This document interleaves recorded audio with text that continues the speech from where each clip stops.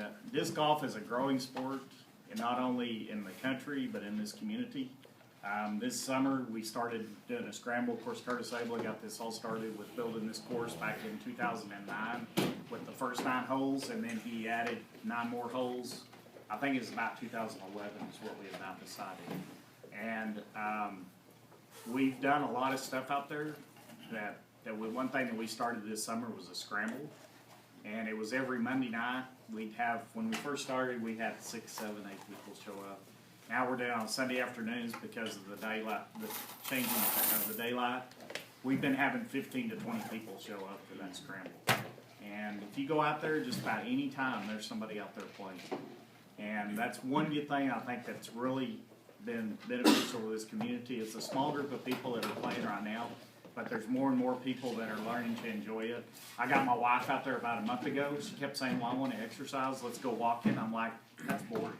I said, let's go out and walk the disc golf course and throw a disc and let's do it that way. And she's like, no, I can't throw a disc. I can't do that. And I'm like, let's just go out there. So she goes, well, I'll just go walk the course with you. Well, we get up the first hole and she says, what do I do? So I handed her a disc and she fell in love with it from the very first hole. It is really a lot of fun. People say, I can't throw a disc or I can't throw a frisbee. Well, you know, I couldn't either when I first started, I found out, because I look at where I'm at now and compared to when I first started.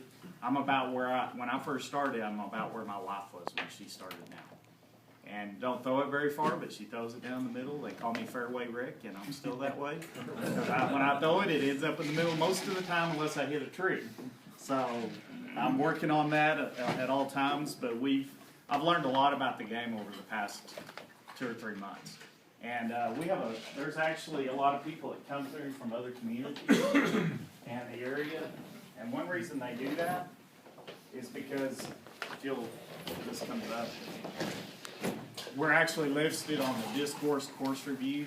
And this is where just about anybody that plays disc golf, when they're traveling somewhere, they will look up where the next disc golf course is because they want to go play. Because we had a guy come through and he had been in a wedding on the weekend. And on Sunday I look out there and there's this guy on a motorcycle and he's kind of dressed like a hippie, as Sheldon believes this sport belongs to.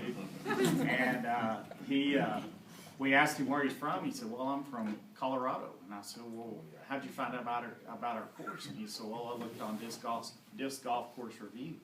And he said, I'm on my motorcycle. And he said, I need a break. So he said, as I come home, I stop and I play a disc golf course. Because you can play 18 holes in about an hour. Yeah. I mean, and that's even if you're just starting. I mean, hour to an hour and a half at the most, depending on the wind, of course, which is a big deal in here. What the one review that's on this course is, I played on May 25th of last year, and the wind was insane. So, but that's just like playing regular golf in this area. You just have to learn how to play with the wind, and it makes it more challenging.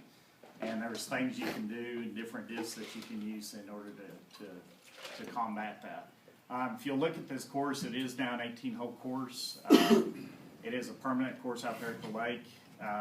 It says on there the tee top is dirt, and I just talked to James, and that's about to change. He's gotten with the prison, and the lake board has approved putting in concrete disc tee boxes. I'll pass this down.